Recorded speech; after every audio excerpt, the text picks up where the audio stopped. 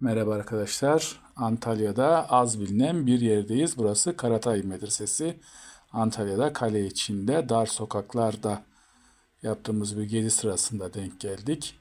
Ana giriş kapısı üzerindeki niş içerisine yazılan kitabesine göre Selçuklu Veziri Cemalettin Karatay tarafından Sultan II. İzzettin Keykavus zamanında yaptırılmış ve 1250 yılında tamamlanmış.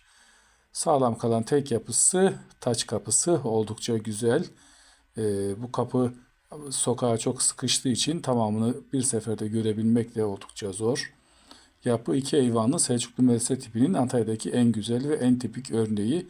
Kitabesi de duruyor ve kitabede oldukça güzel bir yazı yazılmış. İçine girdiğinizde artık buranın bir turistik dükkan gibi işletildiğini ve çeşitli dernek ya da vakıflara ait alanların bulunduğunu görüyorsunuz. Medresenin olması gereken diğer yapılar ise çevredeki evler ve dükkanlar tarafından tamamen ele geçirilmiş. Medreseden geriye taç kapısı ve onun arkasındaki birkaç duvardan başka bir şey kalmamış.